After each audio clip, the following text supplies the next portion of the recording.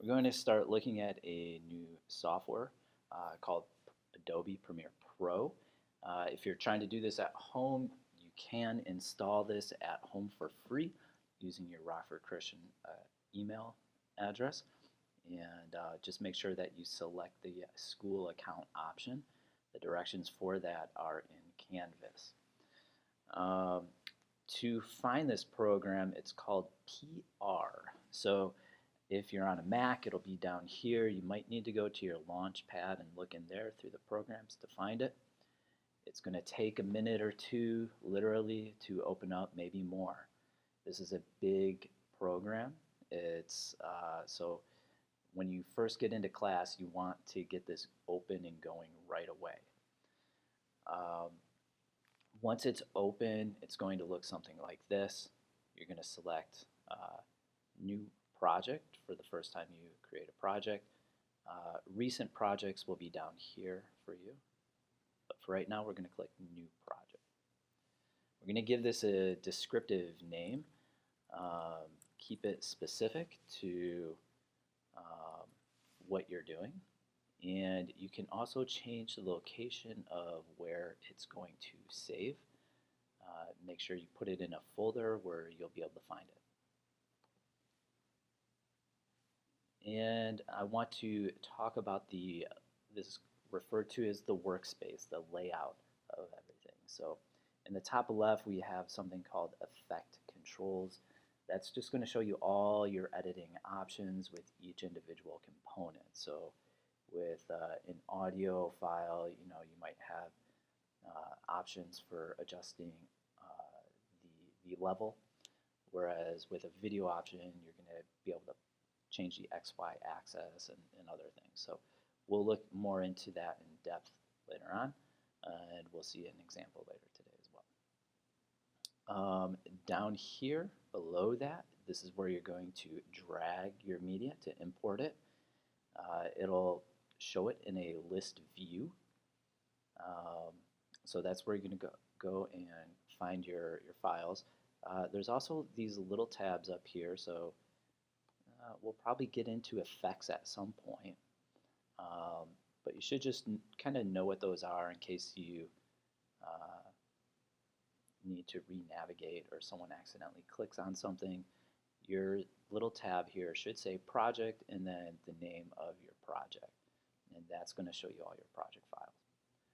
To the right are your tools. We'll discuss those as we come on those. To the right is our timeline. And this is not visible right now, but once we start getting files in here, we'll see it'll look very similar to iMovie. And up top, we have our actual preview. That's where we're going to see our video. We can actually edit on here as well. And then over to the right, we have our master volume. And so once you start getting clips in there, you can start to just pay attention to the master volume and make sure that all your clips are balanced as best as possible. If you look at these black lines, you're going to see that if you put your mouse over it, the cursor changes. We can click and drag these and move them around.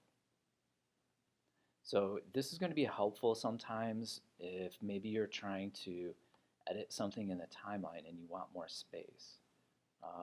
You can just move that around.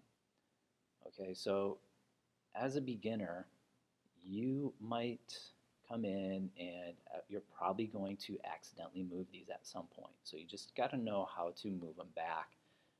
If you're working on a shared computer, there could be other people who are moving things around. So you just have to know how to reset things. The other thing that you should know is going to the Window menu, Workspace, and these are different saved workspaces. So let's say we want to work with audio. We would click on audio. It's going to bring up some other panels with different options and going to change the layout of things. This is just Adobe trying to predict what you want if you're editing specifically on audio. All right, so really the only thing you need to know is how to switch back to the editing. Um, because that's the primary workspace that we're going to be working with. So again, window menu, workspaces.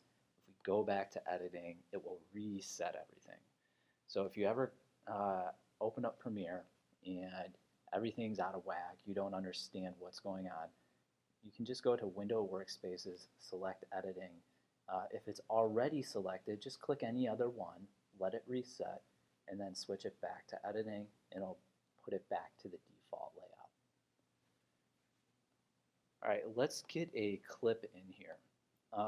We can really take any clip we want, um, and you're just going to grab that clip and drag it in, and you can drag it into this area here and let it go.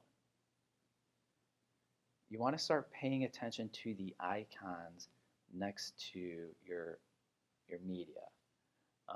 So a video has like a purple box, and if there's audio attached to it, it will also have a green box representing audio. If it's just an audio clip, it will have just a green box. If it's just video, it'll have a purple box.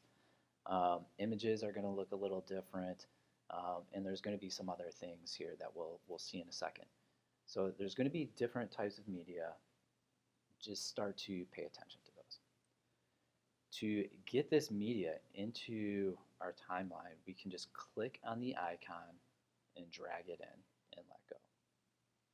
All right, this is the fastest way to get it in there. It's not necessarily the best. Sometime down the road, we'll discuss why. But that's going to just get you started. All right, notice what this did. It created a new icon here, a new item, and we can see that it looks like a timeline.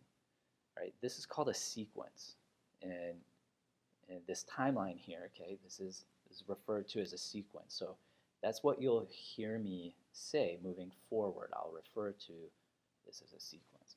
We can rename this just by double-clicking on the text. In a project, you could have multiple sequences. So it's very common to have a sequence for your intro, a sequence for your credits at the end, and then a main sequence that has like everything combined. So again, we'll talk more in depth on that moving down the road, but you have to have at least one sequence in every project. And now that we have that, we can see that we have our video in here. Notice this slider down here. All right, if you click and drag over a circle, if you click and drag it, you can zoom out or zoom in.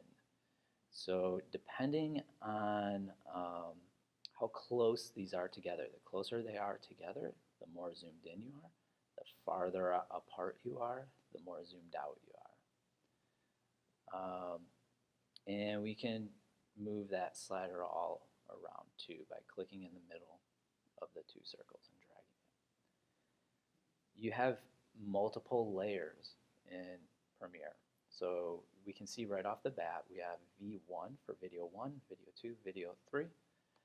We can drag our video layer to any one of those.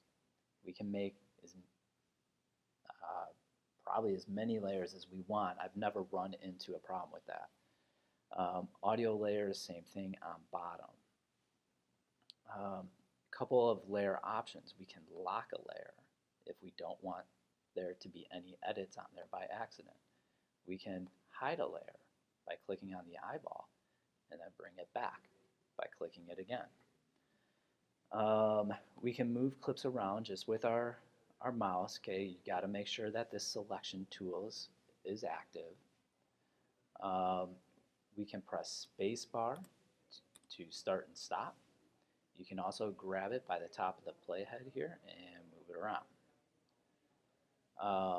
The keyboard shortcut C will cut, and then we could switch to V and maybe delete it We could move it around. We could do with it whatever we want.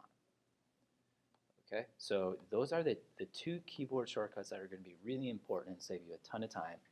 C for cut, V for your selection tool. Now with one of these selected, one of your videos, you can look up in the effects control panel and you're going to see a bunch of different options here. And again, we'll get more in depth on that later. But you can just see you're going to have, we can change the position of things, the scale, we can rotate things, change the opacity, the volume levels. Okay, those are just some of the defaults. There's a whole bunch more that we can do. Okay, so that's a good first step into Premiere. So you should know how to reset the workspace. You should know how to bring in media and do a basic cut.